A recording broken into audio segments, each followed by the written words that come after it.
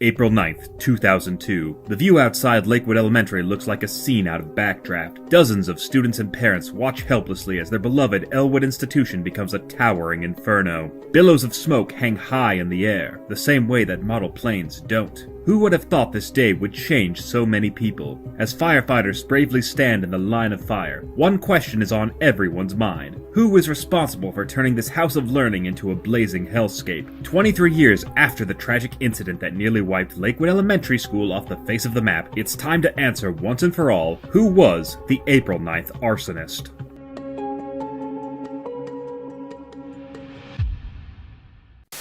To better understand how the fire started, we must first review what happened in the moments leading up to the tragedy.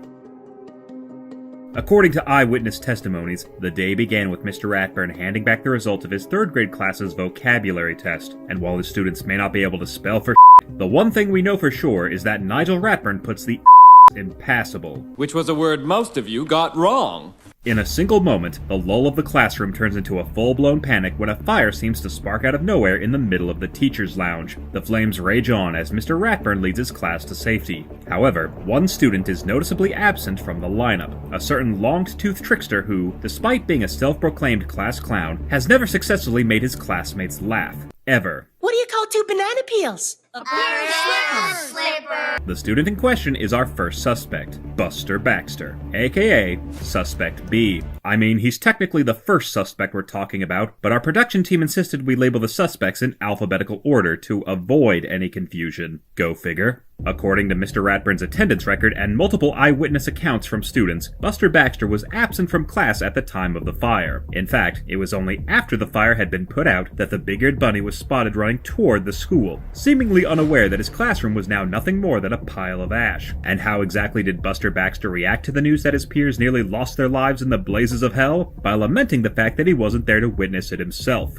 I just can't believe the biggest event of the year happened and I slept through the whole thing! Now I ask, dear viewers like you, who in their right mind would make such a fuss about avoiding a near run-in with death himself? Surely there's more to Buster's reaction than just a case of fiery FOMO. When questioned by authorities about his unexplained absence, Buster Baxter claimed he simply overslept the morning of the fire. However, his answer only raised more questions, namely, when has a child ever gotten away with sleeping in on a school day? We know for a fact that Buster Baxter is not a latchkey kid, as his mother Bitsy has driven him to and from elementary school for the past 25 years. To make things even more perplexing, sources close to Baxter claimed the absentee adolescent spent several days after the incident claiming he was present for the fire. Listen to this incident captured at Mighty Mountain Elementary where Baxter tells the other kids on the playground he witnessed the fire firsthand.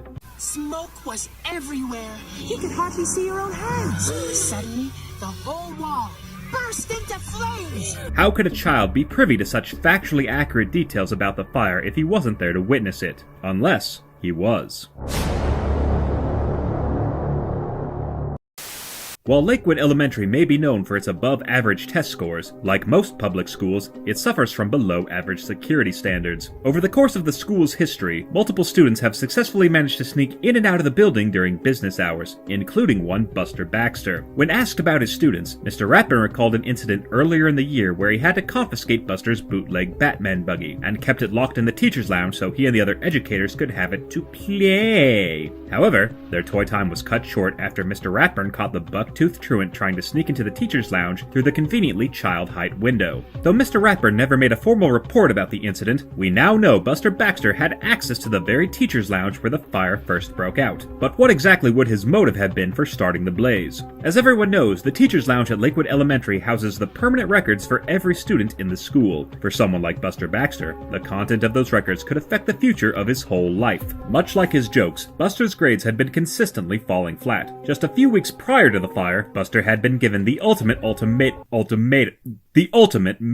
Either get a B on his end-of-year exam or be forced to repeat the third grade. With his inability to focus combined with a blatant undiagnosed learning disorder, it seemed like Buster was doomed to fail. But with the help of his friends and one hell of an all-nighter, the rambunctious rabbit passed the test by the skin of his very large teeth. However, Buster knew it was only a matter of time before his bad grades caught up with him, and had to ensure his report cards wouldn't follow him to the 4th grade. And what better way to get rid of one's permanent record than by erasing it permanently? Definitely. When fingering a culprit, the guilty party needs three things: means, opportunity, and motive, or MOM for short. And Buster Baxter had the kind of mom that was easy to finger. If Buster could access the teacher's lounge from the outside, then what was to stop him from sneaking in on the morning of April 9th and setting his permanent record on fire, effectively wiping his slate clean and getting a little payback on his teacher to boot? With his absence noted and a plausible alibi for his tardiness, all he'd have to do was sneak out undetected and then slip into the crowd once everyone evacuated the school. It's the perfect crime. A crime so perfect, in fact, that there's no way Buster was smart enough to think it up himself. How could such a foolproof plan be cooked up by Buster Baxter, a kid who thought that hypotenuse was the way to greet Mr. Potenuse?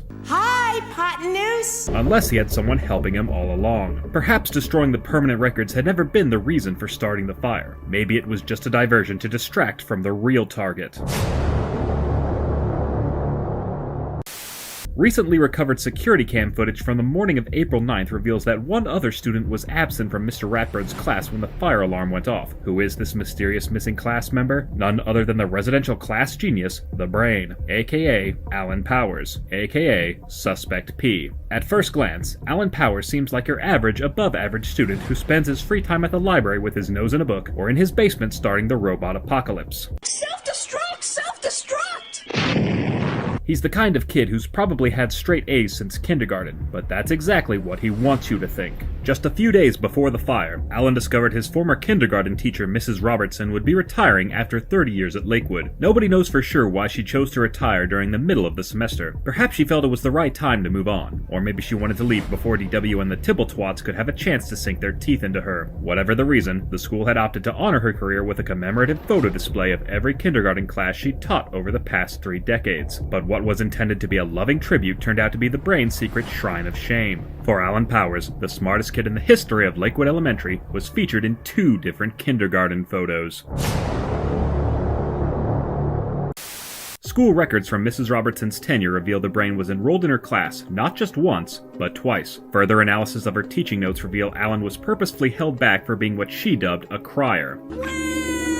Mrs. Robertson noted she didn't feel Alan was emotionally ready to move on to the first grade with the rest of his peers, because grade school has no room for whiny little b****s. Alan knew if his peers discovered the photograph, his reputation as the class genius would be permanently tarnished. He would go from being the Brain to the brain-dead crybaby. He needed to ensure nobody would ever see the display, and was willing to take any means necessary. During the initial investigation, officers concluded that the fire had been triggered by a series of faulty wires in the teacher's lounge. As an avid map maker, Alan undoubtedly had the schematics for the entire school, and therefore would have known about the faulty wiring and how to tamper with it for his own personal gains. To keep his hands clean of this potentially fatal felony, Alan consorted with the one student he knew was not afraid to get their hands dirty. By offering Buster the promise of destroying his permanent record, Alan had everything he needed to keep his secret buried forever. At the time of the incident, the authorities had no reason to suspect Alan of any foul play, because despite not being present for the evacuation, Alan was not marked as absent when Mr. Ratburn took attendance, because no nefarious scheme would stand in the way of his perfect attendance record. Local news coverage also confirms that Alan was outside with his parents by the time the fire was put out, but that still leaves 10 minutes unaccounted for between the time attendance was taken and the time he was filmed outside with his parents. This lost time may seem inconsequential until you realize he had the perfect window to sneak out of class and destroy the photo. After making sure his presence was marked by Mr. Ratburn, Alan excused himself to the restroom just moments before the fire alarms went off. Alan would have had enough time to break into the display case while Buster was in the teacher's lounge tampering with the wires as per the Brain's careful instructions. Once the fire spread, the photo would be written off as a casualty of an otherwise inconspicuous fire. The only step left was for Buster to show up after the flames had died down to ensure everyone would believe he was nowhere near the building when the fire began. However, there was one damning flaw in the Brain's otherwise brilliant scheme.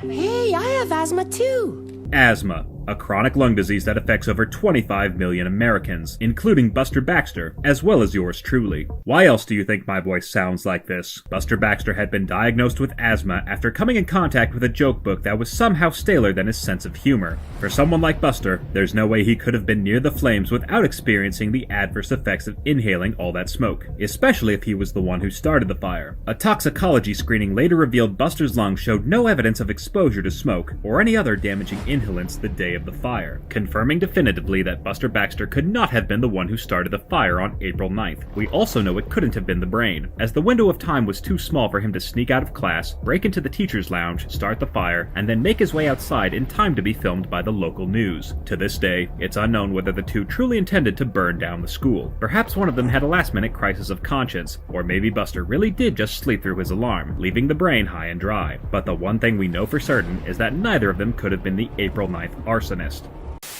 On the morning of April 9th, Lakewood Elementary School was transformed from a house of learning into a house of burning. In the immediate aftermath of the fire, several rumors circulated over what had caused the tragedy to unfold. Authorities were quick to identify faulty wiring as the source of the fire, but in their haste, they never stopped to consider what the target of the fire might have been, be it a bad report card or possibly an embarrassing photograph. A school-wide fire would provide anyone the perfect opportunity to hide their skeletons among the rubble. In uncovering Alan and Buster's story, it's become clear that they were not the only suspects in Mr. Ratburn's class who were trying to keep their dirty little secrets buried, or in the case of Sue Ellen's journal, burnt to a crisp. Who exactly is Sue Ellen Armstrong, aka Suspect A, and why was she so desperate to protect the contents of her journal? Is it possible the identity of the culprit was hidden among the pages of her diary? Newly recovered remains from Sue Ellen's waterlogged logbook may finally reveal the target of the fire and bring us one step closer to discovering the true identity of the April 9th arsonist.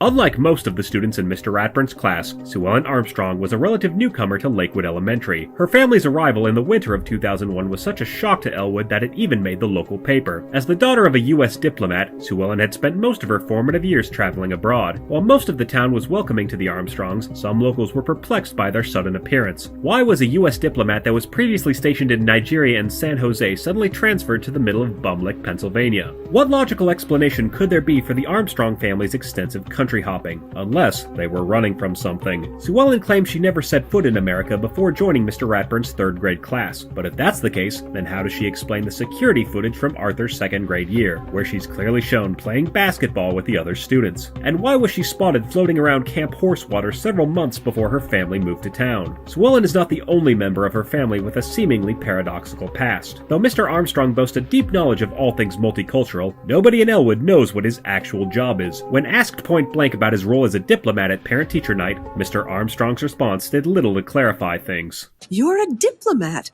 I bet you've been to all sorts of interesting places. Not really, just here and there. Uh-huh. At the time of the family's arrival, residential conspiracy theorist and future hoarder star Buster Baxter hypothesized that the Armstrongs were illegal aliens sent to the United States to spy on its citizens. However, Sue Ellen quickly made a mark among her peers and gained a reputation as a martial arts badass who doesn't eat meat or take from big bad bullies. Not only can she rock a mean alto sax, but she can apparently levitate in mid-air. Could her extensive skill set also include serial arson? When looking into Sue Ellen's Lakewood student application, our team discovered that none of her former addresses listed on her file currently exist. Could it be the frizzy-haired fire freak had a history of burning down homes, as the Armstrong family fled from country to country in a desperate attempt to cover their tracks? The only person who could possibly expose Sue Ellen's international crime spree was herself. Friends close to Sue Ellen noted how protective she was of her diary, to the point that she had the word private written on the cover in 7 different languages. Nerd. In fact, just 2 weeks before the fire, the Taekwondo prodigy nearly delivered a flying punch to the public library after her journal was accidentally filed away with the other books. Several of Sue Ellen's peers recalled her frantic efforts to recover the book before anyone could discover what was inside. Why was she so hellbent on keeping her journal away from prying eyes? Is it possible Sue Ellen's diary contained a detailed record of her previous arsons, or maybe even plans surrounding her next target? Though none of her friends claimed they looked inside the journal, Sue Ellen was not keen to risk another close call, and knew she needed to destroy the only evidence of her life of crime once and for all. But even if she was committed to putting her sordid past behind her, what was to stop Sue Ellen from going out with a bang? Security camera footage from the morning of April 9th shows that once the fire alarms went off, Sue Ellen had more than enough time to grab her backpack before being led outside. Yet she purposely chose to leave it behind to be destroyed along with the rest of her classroom. With her damning documentation destroyed, Sue Ellen could finally breathe easy knowing there was nothing left to connect her to the fire. Or so she thought. For the past 23 years, it was assumed that the contents of Sue Ellen's diary had been lost with the fire. However, newly uncovered remains from Armstrong's tattered tell-all reveals a whole new side of Sue Ellen that nobody could have predicted. When examining the contents of Sue Ellen's private thoughts, her storied past starts to show some glaring holes. Of the 7 languages written on the cover of her diary, it seems odd that a Taekwondo expert would fail to include a Korean inscription. The plot thickens when you go beyond the cover and actually look inside the book. Most of the recovered pages detail an ongoing crush with an individual only identified as AR. And while it's unknown why Sue Ellen was in love with the state of Arkansas, the final page in her diary will leave you shouting Eureka. Her last recorded entry includes a photo strip of Sue Ellen with fellow 3rd grader and designated quiet kid Fern Walters. While the photo itself is extraneous, it tells a whole other story when you look at the date marked on the passage.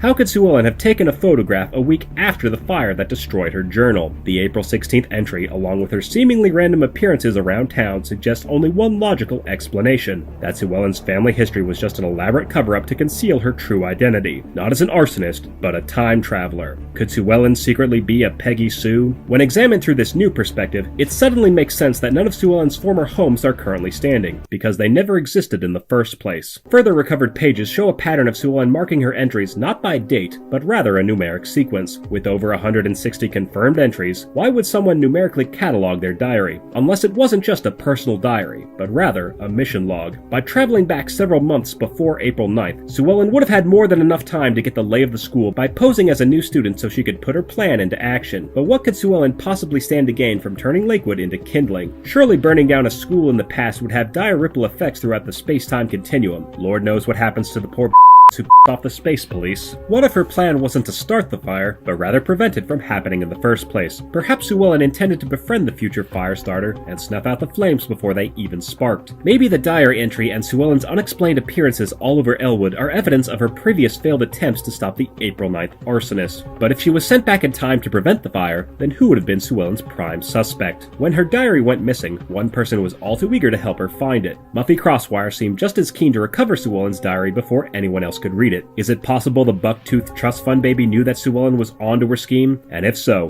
what lengths would Muffy have gone to keep the truth from getting out? What do we actually know about Muffy Crosswire, aka Suspect C? Muffy is the only daughter of business mogul and heir to the Crosswire Motors franchise, Edward E. Crosswire, who claims to be the richest man in Elwood City, yet somehow can't afford to send his kids to private school. Just like Sue Ellen, Muffy started her time at Lakewood as a mid-semester transfer student. After joining Mr. Marco's 2nd grade class, Muffy quickly established herself as the most popular girl in school, due in no small part to her daddy's money. While Muffy and Sue Ellen were sociable during school hours, their interactions off-campus proved to be a different story. Earlier in the semester, several students were shocked to learn that the Sugar Bowl would be shutting its doors for good. The iconic soda shop that had been a fixture of Elwood City for over half a century would soon be torn down to make room for a brand new Chicken Lickin' franchise. As a devout vegetarian and staunch supporter of small businesses, Sue Ellen rallied her friends to protest the proposed poultry poaching. While most of her peers were largely apathetic towards Sue Ellen's war against the Chicken Man, Muffy was the one student actively in favor of emptying out the Sugar Bowl. Listen to this recovered audio from a confrontation between Sue Ellen and Muffy, where the latter seems to threaten to expose the former's secret. You know, Sue Ellen, it's really a pity we don't hang out more. I've admired you since we were little kids. How could they have known each other when they were little? It's not like either of them were at Lakewood prior to the 2nd grade, unless they were. As it turns out, the brain was not the only one with a dark secret connected to his kindergarten class photo. The same photograph that exposed Alan Powers as a kindergarten flunky also exposed a hidden truth buried under a mountain of unruly hair. How is it that Muffy Crosswire was photographed with her friends despite not meeting them until 2nd grade? Could it be the Crosswires are also a secret family of time travelers? This would account for Muffy's unexplained appearance in the photo, until you remember the Crosswire family had strong ties to the Elwood community. When Ed Crosswire attempted to ban the Scare Your Pants Off Club books from the public library, he was quickly called out by the book's author, who just so happened to be his grade school English teacher from the mid-70s. You never did read, Ed. Further research reveals the Crosswire family had been a leading force in the automotive industry since the early 1920s. So if Muffy is not a time traveler, then why does she appear in a class photo that predates her Lakewood debut by nearly 3 years? And why don't any of her friends remember her being in their kindergarten class? That's because Muffy wasn't in kindergarten long enough to make a lasting impression. Mrs. Robertson's teaching notes reveal Muffy was only enrolled in her class for 2 weeks before being transferred to a different school. Muffy's student records reveal the derelict debutante had spent the last 3 years bouncing around various public schools before ending up at Lakewood Elementary. Because at my old school, You're not at your old school, Smarty Pants. You're at plain old Lakewood Elementary. Nobody knows for sure what happened to Muffy at her old schools or why she left so suddenly, but we do know what happened to the schools after she left. A timeline of Muffy's transfer shows how each school she attended shut down within 6 months after her enrollment. Not only that, but each shuttered school was quickly replaced by an ever-expanding fast food chain. While you might think a multitude of fast food chains would rush to capitalize on the school's foreclosures, it turns out one chain was monopolizing the market. you don't really think we need another chicken lickin'? Of course not. What we need is a burrito barn. That's the franchise Daddy wants to put there. Burrito Barn. Why would Mr. Crosswire be so keen to have this particular restaurant open in his neighborhood? Unless he had something to gain from it. As it turns out, in addition to running a used car lot, Mr. Crosswire also has a controlling interest in the Burrito Barn fast food chain. When you look back at all the old schools Muffy attended, you'll see that each one was replaced with a Burrito Barn at the time of their foreclosures. In the 3 years prior to the fire, the Crosswire clan had made a small fortune by buying up notoriously underfunded public schools and flipping them into lucrative extensions of their rapidly growing Burrito Barn empire, and the Sugar Bowl was their next target. However, their burrito plans would burst at the seams when Sugar Bowl owner Carl Menino backed out of the deal at the last minute. With the ice cream parlor no longer a viable option, the Crosswires next set their sights on Lakewood Elementary. This was not the first time the Crosswires had attempted to profit off the perky public school. Earlier that fall, Muffy had run for class president with a campaign promise to change the playground into a theme park and implement gourmet food into the cafeteria. For decades, parents and educators have faced an uphill battle to keep unhealthy foods out of school lunches. As third grade class president, Muffy would have undoubtedly had the authority to bypass the school board and directly implement a Burrito Barn chain into the school cafeteria. Fortunately, Muffy's campaign was defeated by a dark horse candidate whose public appeal is broader than his waistline, but that didn't stop her from pursuing her goal as she swore vengeance against Arthur Reed, whom she blamed for her election defeat. I'm mad at you, Arthur, and I won't forget this. Ever! If Muffy couldn't get her Burrito Barn the diplomatic way, she would have to resort to more drastic actions. And what better way to secure her father's franchise and get revenge on her nemesis than by frying two birds in the same fire? On the morning of April 9th, Arthur's father was called in to cater for a special breakfast at Lakewood Elementary. Muffy knew that once Mr. Reed was inside the building, starting a fire would allow her father to buy up the school's land rights while simultaneously getting revenge against the blood of her sworn enemy. But what Muffy didn't know was that Sue Ellen had been onto her scheme for months, and had plans in place to suppress the fire before it even began. After the incident at the public library, Sue Ellen knew Muffy had to be the one who was going to start the fire, and had to act quickly before the amoral arsonist caught on to her true identity. If Mr. Reed truly was the target of the April 9th fire, then Sue Ellen's mission should have prevented the blaze from ever breaking out. But seeing how history played out, we know someone must have royally goofed the pooch. Perhaps Sue Ellen miscalculated when and where Muffy planned to start the fire. All she knew was that the fire was meant to start around the same time as the catered breakfast, but if Sue Ellen had dug just a little deeper, she would have discovered why the breakfast was so important in the first place. It turns out the special breakfast was actually a ploy by Mr. Crosswire himself to make a sales pitch directly to the school board. By inviting them to the school cafeteria for a privately catered breakfast, Mr. Crosswire had the perfect opportunity to present his business plan for adding a Burrito Barn franchise to the school cafeteria. After several years of forcing schools to shutter their doors, Mr. Crosswire realized there was an easier way to get his burritos into the hands of consumers. By incorporating the fast food chain directly into the cafeteria, the Crosswires could keep their hands clean of any arrestable offense while simultaneously turning the students of Lakewood into lifelong loyal customers. However, the presentation was cut short when the fire broke out in the teacher's lounge, forcing everyone to evacuate the cafeteria. There's no reason Muffy or her father would have started the fire if it meant sabotaging their own pitch to the school board, which means Muffy Crosswire couldn't have been the April 9th arsonist, and Sue Ellen's months of careful planning had all been for naught. By the time Sue Ellen realized her mistake, it was already too late to correct course. As she was forced to evacuate the building, the sole record of her painstaking investigation was destroyed by the very thing she was meant to prevent. Though Sue Ellen may have had the wrong culprit, the one good thing to come out of the fire was a surprising ember of friendship. As Sue Ellen mourned the loss of her journal, it was actually Muffy of all people whom she found solace in. By offering her a new journal as a peace offering, the two girls' friendship was born out of the ashes of the April 9th tragedy.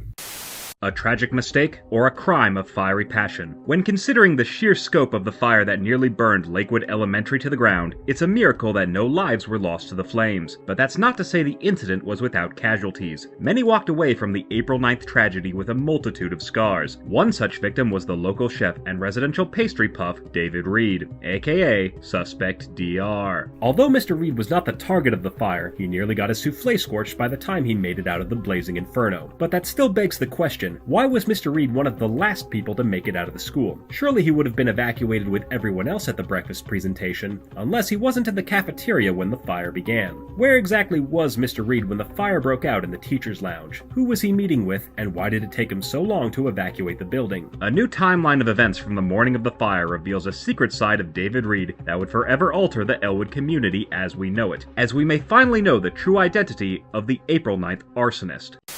Up to this point in our investigation, we've weeded out flunkies, chunkies, monkeys, and time jumpies as possible suspects, which leads us to David Reed, the father of the one kid in Mr. Ratburn's class who ironically gives off the least amount of main character energy. Let's review what we know about the Reed family's whereabouts on the morning of April 9th.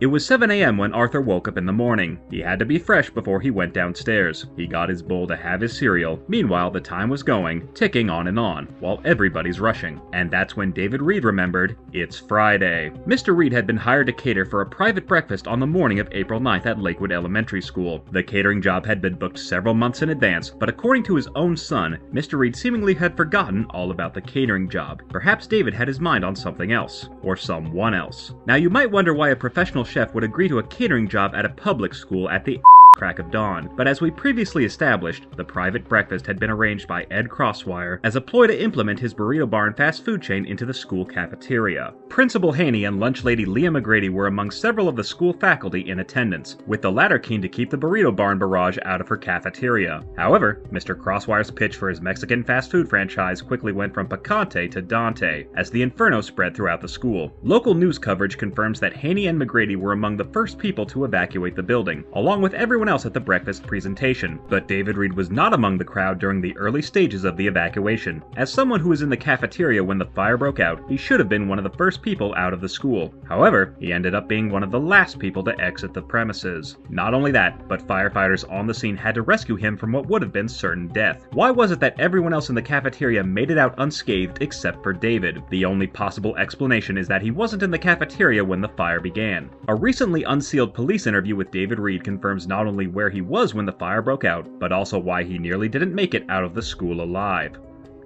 In the minutes leading up to the fire, Mr. Reed excused himself from the cafeteria and headed directly to the teacher's lounge. According to his testimony, David had specifically requested a private meeting with Mr. Ratburn after first period. But why exactly was Mr. Reed so resolved to meet with his son's third-grade teacher? To answer that question, we must first examine the series of events that led the two men to sharing the same roof, and possibly the same bed.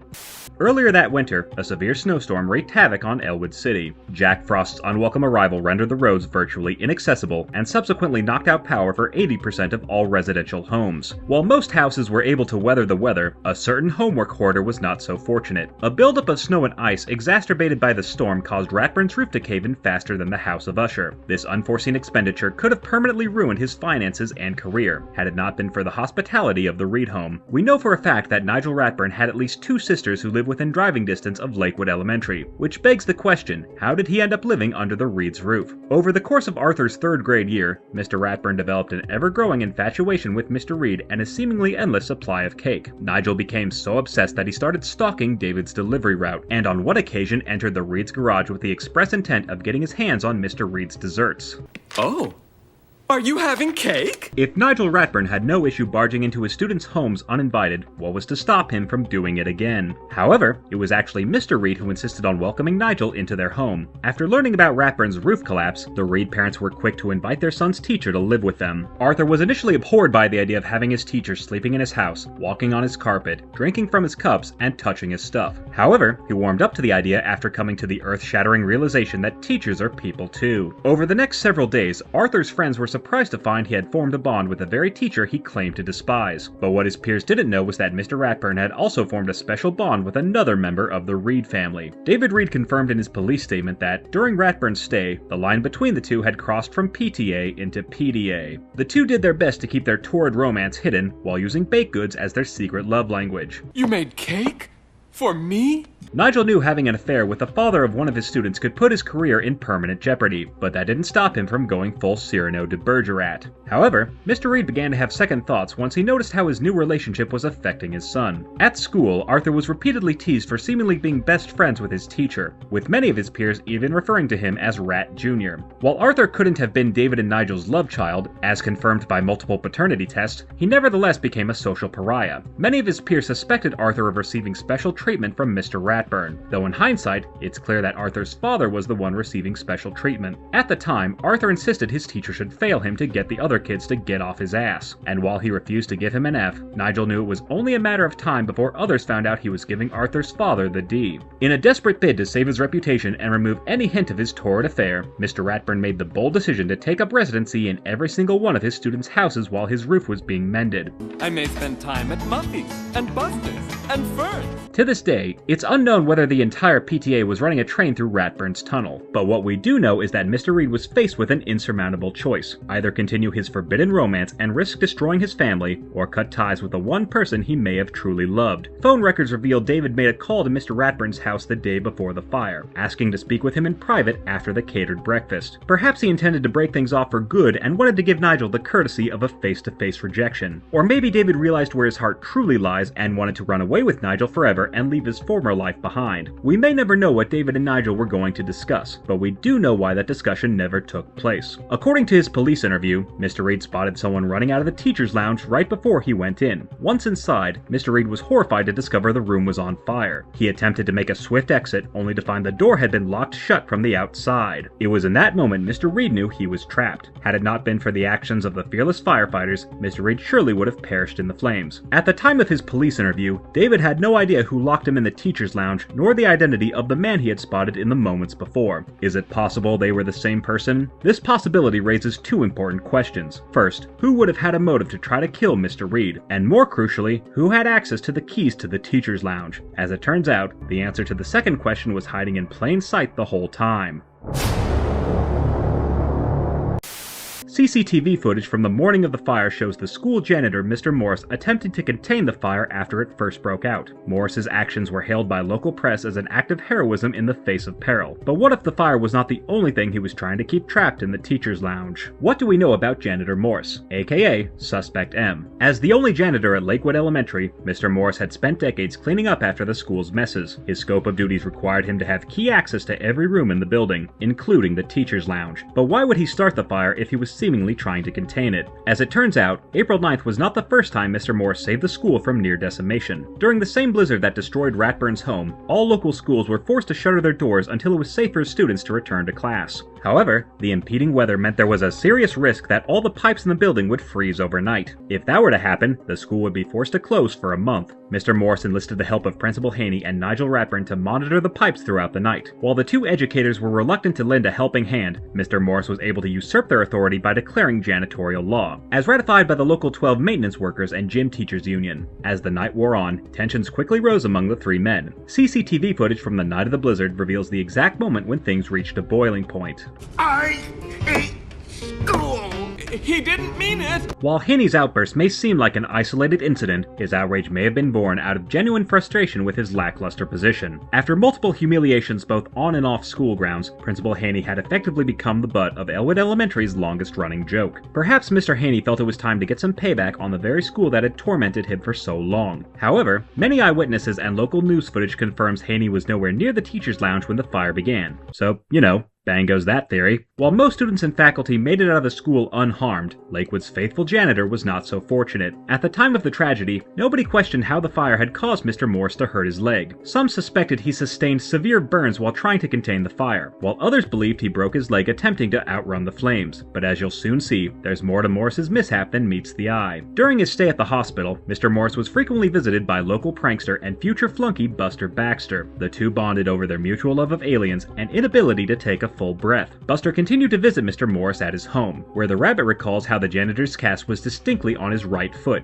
But if that's the case, then how do you explain this footage from the hospital which clearly shows the cast on his left foot? Did his injuries magically transfer from one leg to the other? At the time, Mr. Morris told Buster his leg may never fully recover, but that's not what Buster saw when he went to visit him in New Mexico the following summer. While traveling abroad with his father, Buster made a visit to Roswell in early July for the annual UFO convention. It was there that he reunited with the former janitor. It had only been 3 months since the fire, yet Mr. Morris appeared to be in peak physical condition. How could a man his age possibly have recovered so quickly from an injury so severe, unless we accept the fact that there was no injury in the first place? Shortly after the fire, Mr. Morris announced he would be retiring from Lakewood Elementary to move in with his daughter. However, his financial records show he was actually collecting disability insurance and workers' compensation for the injuries he sustained during the fire. Mr. Morris continued to collect benefits for several years after the events of April 9th. As someone working on a school janitor's salary, the benefits he received from his supposed injuries would have added a significant boost to his retirement funds. During his visits, Buster Baxter recalled how Mr. Morris was prone to itchy feet. I thought there was a powder for that. It means you don't like to stay in one place for too long. Morris was not keen to lay roots in any town. Is it possible Mr. Morris was a serial fraudster? Moving from town to town would have allowed him to avoid any suspicion, while subsequently finding the most vulnerable targets to exploit for his own personal profit. Morris had made it clear he knew Lakewood Elementary like the back of his hand. Whether it be frozen pipes or faulty wiring, he knew exactly what it would take to bring the school crashing to the ground. A timeline of events reveals Mr. Morris was in the teacher's lounge the morning of April 9th at the same time the rest of the teachers were beginning their first period. Morris would have had more than enough time to tamper with the wires to trigger the fire and then fake his injury to secure his benefits. It would have been all too easy, unless there was a witness. When David Reed had approached the teacher's lounge on the morning of April 9th, he had no idea that it was Mr. Morris running out of the teacher's lounge. Fearing he may have been spotted, Mr. Morris had to act quickly to ensure there'd be no witnesses to expose his ruse. After trapping Mr. Reed in the teacher's lounge and faking his injury, all Mr. Morris had to do was wait for the checks to start rolling in. However, the one thing he didn't count on was David Reed surviving the fire. Fearing it was only a matter of time before being fingered as Mr. Reed's would-be assassin, the geriatric janitor realized he needed to leave town as fast as possible. But before leaving Elwood City, Mr. Morris couldn't go without saying goodbye to his new friend, Buster Baxter. Morris gifted Buster his accordion Beatrice, along with the sheet music for Clementine, so they could still share a special bond. But why would a diehard Zydeco fan have sheet music for American folk songs? I guess that's a mystery for another day. Fire, fraud, friendship, fear. Fifth thing. Since the beginning of our investigation into the fire that nearly destroyed Lakewood Elementary, our search for the culprit behind the burning flames has ended in a series of cold trails. Every effort to unmask the anonymous arsonist has resulted in one confusing goose chase after another. In the last chapter of our series, we uncovered how Janitor Morris had used the fire to fake his leg injury in a disability fraud scheme. While the custodian narrowly evaded a custodial sentencing, his actions only raised more questions about the fire. It would be all too convenient to label Mr. Morris as the arsonist. He knew about the faulty wiring in the school, he had access to the teacher's lounge the morning of the tragedy, and he was quick to leave town before the dust had a chance to settle. But if Mr. Morris was the April 9th arsonist, then why was he still in the hospital when the second fire broke out at Mighty Mountain Elementary? Could it be that the events of April 9th inspired a copycat arsonist? Or did Mr. Morris have a secret accomplice helping him from the very start? The events surrounding the second fire and the culprit behind it reveals a whole new side of this investigation, as we may finally uncover the true motive of the April 9th arsonist. After their beloved institution was burned to the ground, the students of Lakewood were temporarily transferred to Mighty Mountain Elementary. The kids quickly adapted to their new surroundings, despite the growth hormones in the water. But just as everyone had started to move on from the events of April 9th, tragedy struck a second time. As the fire alarm rang throughout the halls, it appears the April 9th arsonist had struck again. Students ran for the exits as they were keen to avoid another date with death. Hospital cameras confirmed Mr. Morris was nowhere near Mighty Mountain Elementary when the fire alarm rang. But if Morris wasn't behind the second attack, then who was? And what motive might they have for burning down another school? Of all the suspects we've eliminated up to this point, none of them had anything to gain from the destruction of Lakewood Elementary. But what if the school was never the target of the fire, but rather someone inside? An infernal blaze place would be the perfect cover for an attempted murder. But who would be the target of such an attack? A strict teacher, a scorned lover, or perhaps the most affluent 8-year-old in Elwood City? During her short time at Lakewood Elementary, Muffy Crosswire had amassed her fair share of admirers and enemies. Even after giving lice to the entire school, that didn't stop her from becoming the queen bee of the 3rd grade. How is it that the daughter of a used car salesman who never went to college could afford to live a life of endless fortune? And what lengths would someone go to get their hands on that fortune? To understand why someone would want Muffy Crosswire dead, aside from the obvious reasons, we must first explore the origins of the Crosswire family and the dark secrets behind their ever-growing empire. Where exactly did the Crosswires come from, and how did they acquire their seemingly endless wealth? According to their own mythology, in 1923, a young man came to these shores with a dream in his heart. That young man was Edsel E. Crosswire, the great-grandfather of the buck-toothed billionaire brat, Mary Alice Crosswire. As documented in his autobiography, The Art of the Dealership, Edsel arrived in America in 1923, and was credited for founding Crosswire Motors. If the self-serving saga of the Crosswire legacy is to be taken at face value, one might assume that Edsel pulled himself up by his bootstraps to create the most profitable used car chain on the East Coast. However, this timeline quickly falls apart once you take a closer look at the Crosswire family tree. Edsel passed away in 1980 from natural causes, after accidentally being run over by one of his cars.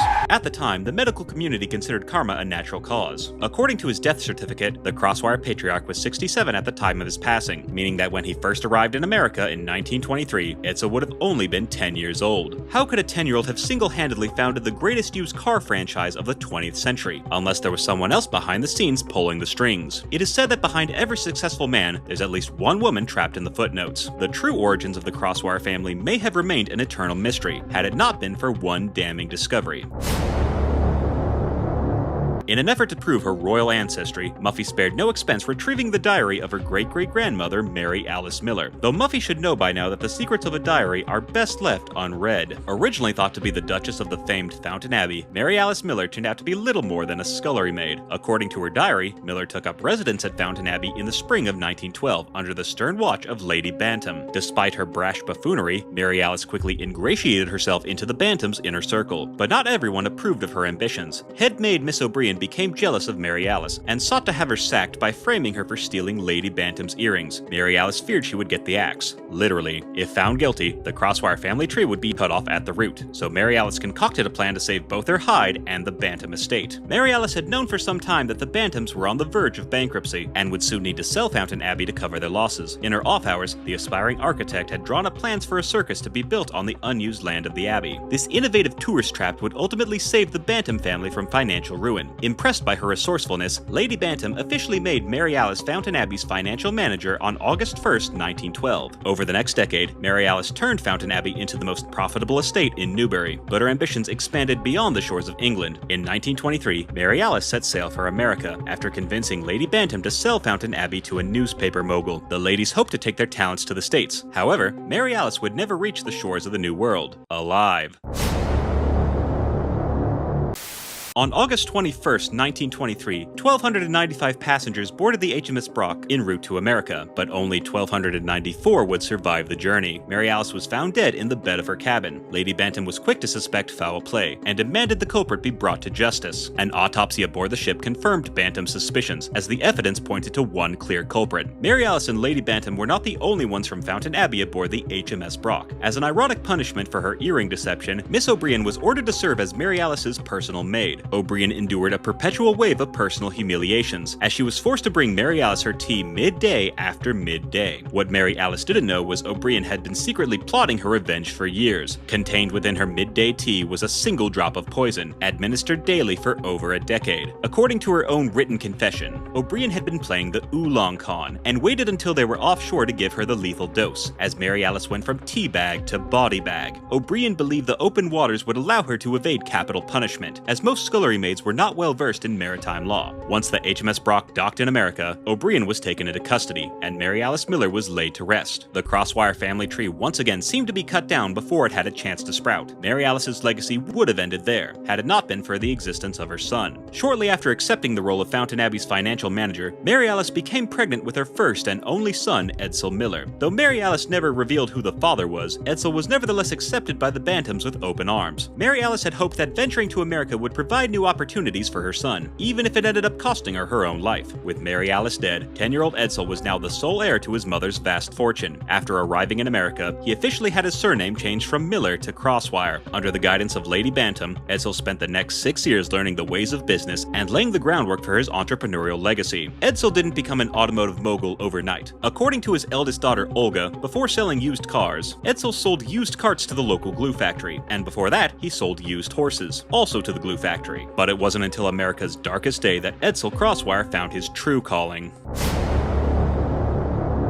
On October 29, 1929, America watched in horror as the stock market crashed. The country was still under the thumb of Prohibition, and the Mafia needed vehicles to transport liquor across state lines. Edsel Crosswire capitalized on the tragedy by using his late mother's inheritance to buy up used cars on the cheap, and then resold them to the mob for a profit. Edsel operated his chop shop out of an abandoned motor garage, and thus, the first Crosswire Motors was born. Much like his mother, Edsel was able to ingratiate himself into the inner circle of a family with very deep pockets. Over the next 3 years, Edsel used the profits from his illicit operations to set up multiple fronts across the country, providing the mob with a ready supply of vehicles and establishing Crosswire Motors as a nationwide franchise. When Prohibition came to an end in 1933, Edsel decided to go straight and turned Crosswire Motors into a legitimate business. Soon after, Edsel's young wife Taffy gave birth to their eldest daughter Olga. Over a decade after Mary Alice's tragic death, the Crosswire family tree had finally sprouted its first branch. It would be almost 70 years before someone would once again try to wipe out the Crosswires for good. Only this time, it wouldn't be quite so subtle. In the spring of 2001, Mary Alice Crosswire transferred to Lakewood Elementary. Despite having more money than God, Ed Crosswire insisted on sending his daughter to public school as part of his plan to integrate a burrito bar and fast food chain into the cafeteria. What Ed didn't realize is that he had placed his entire family in grave danger. On the morning of April 9th, the Crosswire parents arrived at the Lakewood cafeteria to make their burrito barn sales pitch, while their daughter was just down the hall in Mr. Ratburn's class. Setting fire to the school would have allowed the arsonist to wipe out the entire Crosswire clan in one foul swoop, all except for Muffy's older brother Chip, who the family had already ignored into oblivion. But what the arsonist didn't count on was Muffy and her family surviving the blazing inferno. With their plot seemingly foiled, the furious Firestarter feared they would never get another chance to have Muffy snuffed out, until that fateful day at Mighty Mountain, where history was on the verge of repeating itself.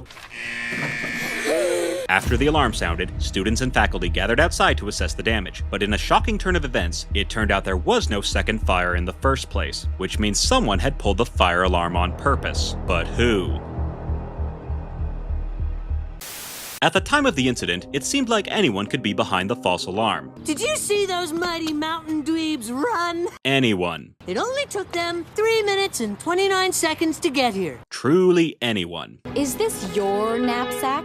Much to the amazement of everyone, it turned out the fire alarm was pulled by Binky Barnes, aka Suspect B. Even before the events at Mighty Mountain, there were signs early on pointing to Binky's guilt. In the days after the fire, Barnes was exhibiting classic symptoms of PTSD. His friends noted how the brutish bulldog seemed more on edge directly after the events of April 9th. He usually just takes the top scoop. But what if his PTSD was actually PITS? Just like the third grade, Binky's regrets were holding him back, and the whirlwind of emotions running through his mind was making him sloppy. Not only did Binky leave his own backpack at the scene of the crime, but he had inexplicably pulled the fire alarm before the fire even broke out. What I did was dumb and dangerous. Why would Binky want the Crosswire family dead? It's not as though he stood to benefit from their demise, unless he did. After learning about Mary Alice Miller's connection to Fountain Abbey, Binky realized he had the missing link to Muffy's family tree. As it turns out, Binky Barnes is a direct descendant of Lady Bantam and her son, Lord Binkford Bantam. During her time as a scullery maid, Mary Alice had grown close to Lord Binkford. As noted in her diary, she would spend her off hours showing the Lord how to ride bareback. Though Lady Bantam never confronted him about it, she always suspected her son of being Edsel's father. If this were true, it would mean Muffy Crosswire and Binky Barnes are in fact distant cousins. This shared bloodline would give Barnes a claim to the Crosswire estate, in the event of Muffy's untimely demise. After discovering his and Muffy's family ties, Barnes was determined to get his hands on the Crosswire's vast wealth. He knew the only way to get it would be by purging the bloodline. As a well-known troublemaker, Binky couldn't commit the deed himself without immediately becoming a suspect. If he was able to convince Mr. Morse to start the fire to jumpstart his own retirement, Barnes would have the perfect alibi. Surveillance footage confirms Binky was with his class before, during, and after the fire, only occasionally breaking away from the herd to ensure his accomplice had followed through on the deed. Indeed, Binky was sure that once the Crosswires were eliminated, there would be nothing stopping him from claiming their fortune. But what Barnes would soon discover is that his claim to the Crosswire Trust Fund was about as bulletproof as Abe Lincoln. Mary Alice's diary details how Lord Bantam had always yearned to be a circus performer. In fact, when the circus was constructed on Fountain Abbey, Binkford abandoned Mary Alice and their newborn in favor of becoming a clown. It was this betrayal of paternal duties that inspired Mary Alice to sell Fountain Abbey and move to America. Once the Abbey was sold, the circus was shut down, and Binkford was resigned to a life of squalor. By abandoning his family for the circus, Binkford had renounced his title as Lord and relinquished all claims he or his future heirs would have to the Bantam fortune, meaning Binky Barnes had no blood claim to Muffy's inheritance. So if that's the case, then why did he pull the fire alarm at Mighty Mountain? Perhaps Binky wanted to be caught. Maybe by triggering a panic, he was setting himself up for the punishment he believed he deserved. After all, only a really stupid kid would leave their backpack at the scene of the crime. What I did was dumb and dangerous. Smoke, slander, sabotage, suffering succotash. It's hard to believe it's been over 2 decades since the April 9th tragedy that nearly destroyed Lakewood Elementary. In the last episode of our saga, we uncovered how Binky Barnes was behind the false alarm at Mighty Mountain. His actions may have been a cry for help, or perhaps he was trying to save everyone from the real arsonist. Over the course of our investigation, we've gone over every suspect with a potential motive and opportunity to burn down the school. Every suspect but one. Someone who didn't have an alibi for the morning of the fire. Someone who had the perfect window of time to sneak in and out of the school undetected. And someone who had a personal score to settle with at least one of the students of Lakewood Elementary. Who is this red-handed culprit? After nearly 25 years since the original fire, it's time we reveal once and for all the true identity of the April 9th arsonist. When we first began our investigation, it seemed as though everyone had a motive for wanting to burn down the school. Buster Baxter could have started the fire to destroy his putrid permanent record, while the Brain would have done anything to keep his friends from finding out he failed kindergarten. Muffy Crosswire was not above selling out her school for a quick buck, while Sue Ellen Armstrong would have stopped time to keep the contents of her diary under lock and key. Nigel Ratburn and David Reed knew they were playing a dangerous game with the time they shared, while Janitor Morris had his eyes on a brand new timeshare. And then there's Binky Barnes, who is so incompetent that he inadvertently tattled on himself before he could even start an actual fire. But one by one, each potential pilferer was positively proven unimpeachable, all except for one. After the fire, rumors began to swirl about Mr. Morris's alleged injury. Fleeing town shortly after the incident only further fanned the flames. It would take over another 20 years for the truth to finally come out. In late 2025, Mr. Morris passed away at his home in New Mexico, but not before sending one final message to his pen pal, Buster Baxter. In a postcard to Buster, Mr. Morris admitted to starting the fire at Lakewood Elementary on the morning of April 9th. Nearly a quarter century after the tumultuous tragedy, a deathbed confession finally confirmed that Janitor Morris was the April 9th arsonist. However, he wasn't working alone. Morris's letter revealed that he had been blackmailed into starting the fire. As it turns out, Mr. Morris was just a pawn in someone else's game. A game designed by the most nefarious criminal mastermind in Elwood City. At the time of the tragedy, police were quick to rule out all students and faculty as the potential arsonist, but what they didn't realize was that the culprit had been right under their noses the whole time. How could the cops have been so blind? How could they have ignored all the clues pointing towards the one person everyone had suspected since the very beginning? I'm of course talking about Elwood City's most infamous resident, Miss Tingley. Wait, who did you think I was talking about? Cecilia Tingley, aka Suspect T, had served as Principal Haney's secretary for the past 2 decades, and in that time she had become the school's perpetual punching bag. Whether being tormented by students or put upon by her fellow faculty, Miss Tingley was a ticking time bomb, and it was only a matter of time before she exploded into a fiery rage. As a stickler for absolute authority, Tingley would often clash with Principal Haney's rather relaxed attitude towards discipline. The asinine assistant was sick of watching her boss run the school into the ground, and was determined to get rid of him by any means necessary. She knew she couldn't convince him to quit, so the only way to get Haney out for good was to get him fired. And what better way to get someone fired than with an actual fire? Tingley believed that if a fire happened under Haney's watch, the school board would have no choice but to give him the boot. Once Haney was out, she would be the next in line to the principality. But Tingley couldn't risk the future of her career by starting the fire herself, so she would need to rope in her patsy to do her bidding. And who better a patsy than someone with access to every room in the school? Tingley knew that Janitor Morris would never willingly agree to set fire to the school, so she had no choice but to force his hand. Earlier that year, the students had started a fundraiser to help the fire department buy a new Dalmatian puppy, which is totally not a bullshit cause? After a snafu involving a sack of missing quarters, Arthur Reed was nearly expelled. Fortunately, local sleuthing savant Buster Baxter discovered the missing quarters had been hiding in plain sight the whole time. I must have accidentally mixed in the bag of quarters along with a bag of flour. Wait, how the hell do you confuse a bag of quarters for a bag of flour? That's exactly what Miss Tingley asked herself after the brownie debacle. After looking over security footage from the cafeteria, she discovered that it was actually Janitor Morse who had put the quarters in the brownie batter, after McGrady nearly caught him stealing them. Had it not been for Buster's effective detective work, Janitor Morse would have happily let Arthur take the fall for his failed fraud. With this information, Tingley had all the blackmail she needed to sway Morse into starting the fire in the teacher's lounge. Once the plan was set, Tingley scheduled a sabbatical for the week of the fire, ensuring she had the perfect alibi. As the events of April 9th played out, Tingley sat back and watched as her school and her boss's reputation both went up in smoke. After the deed was done, Morse knew it was only a matter of time before Miss Tingley sold him out, and needed to leave town before she could double-cross him. In the aftermath of the fire, Tingley assumed that Haney would be swiftly fired for his incompetence, but Tingley was thrown for a loop when her firing backfired. Not only did the school board not fire Principal Haney, but he was welcomed back with open arms once Lakewood Elementary reopened its doors. How could her plan have possibly failed? She had planned everything down to the last detail, and was still overlooked for the job she believed she deserved. In that moment, Miss Tingley realized that if she wanted Haney gone, she would need to get rid of him herself. Towards the end of the school year, the students of Lakewood were shocked to learn that Francis Haney had suddenly abandoned his job as principal. Some students speculated he moved to space, while others wondered if the voice actor's death had forced the animators to write him out of the show. Soon after, it was announced that Tingley would serve as temporary principal for the rest of the school year. She claimed that Haney had left Elwood City to build schools in Tanzania. While this was in line with his previous midlife crisis, his unannounced departure still left some pupils perplexed. Could it be that Principal Haney's departure was actually the result of foul play? To put the rumors to bed, Tingley held a school-wide assembly to show the students a video of Haney saying goodbye from Africa.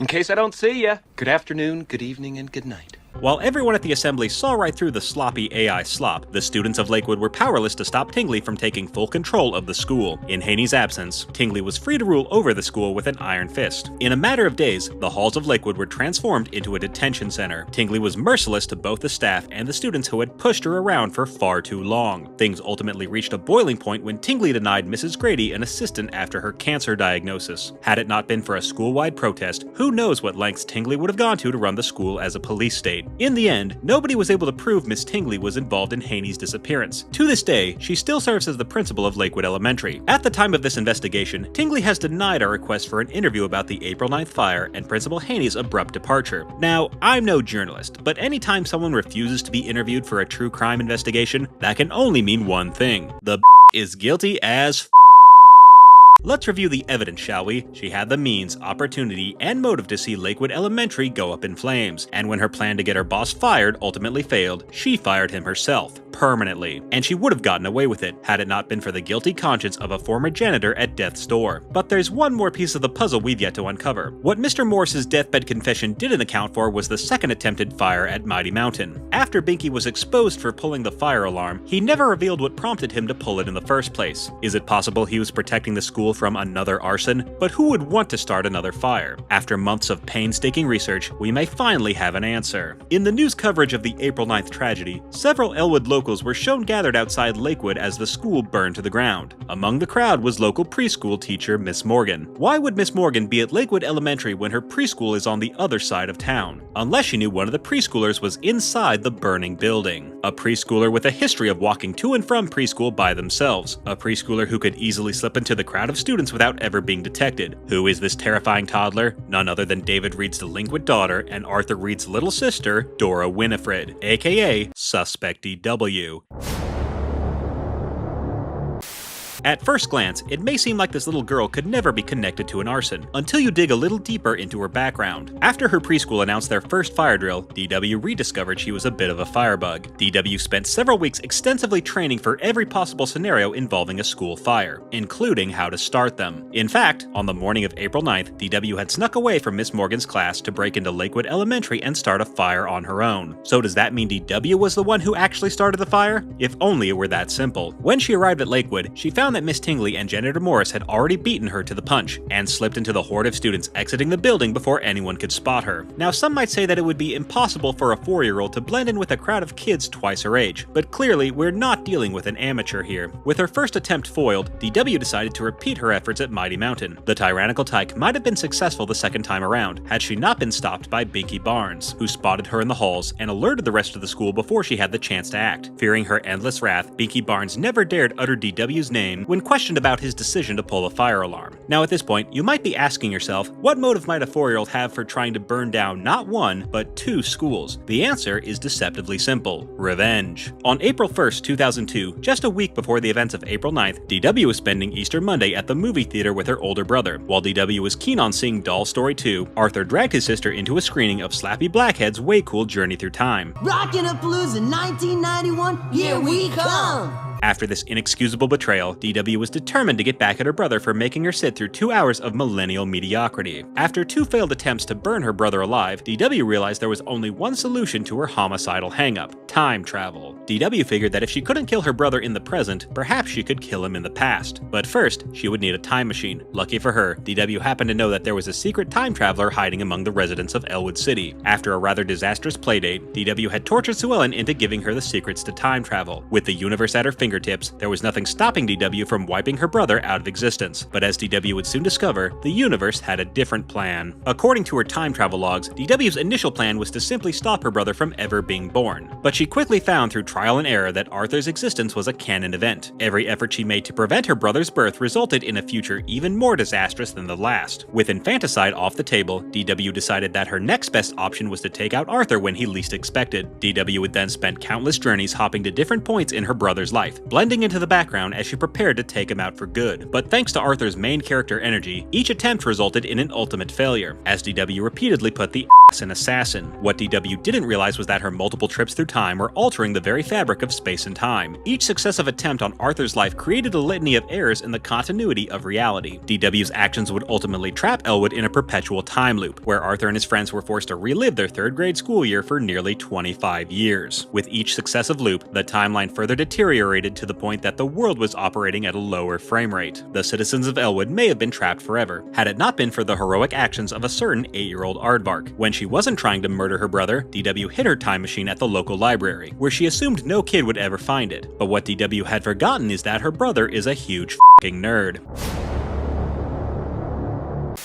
After accidentally stumbling upon DW's time machine, Arthur and his friends realized they had to destroy it if they wanted to break the time loop. After an arduous battle with time-bending tentacles, the kids narrowly defeated the beast, putting DW's time travel scheme to bed once and for all. With the time loop finally broken, everyone in Elwood was finally allowed to grow up. Time eventually caught up with itself, and the kids of Elwood became grown adults. Some of the kids went on to have lucrative careers, while others went on to become right-wing grifters. Muffy Crosswire went from failed class president to being the youngest mayor in the history of Elwood City. Buster Baxter decided to become a teacher at the very school he had nearly flunked out of, while Sue Ellen Armstrong returned to her original timeline. D.W. Reed continued her tyrannical rampage by becoming a police officer. Arthur figured it was only a matter of time before D.W. finally took him out for good, so he dedicated his time to retelling his life story through a series of anthropomorphic picture books. As for Lakewood Elementary, the school still stands to this day, with Principal Tingley leading her students in bi-weekly fire drills. As time passed, the students of Lakewood gradually moved on from the April 9th fire, as they focused ahead towards the future. But no matter what their futures may hold in store, the citizens of Elwood would forever be bonded by the tragedy at Lakewood Elementary and the actions of the April 9th arsonist.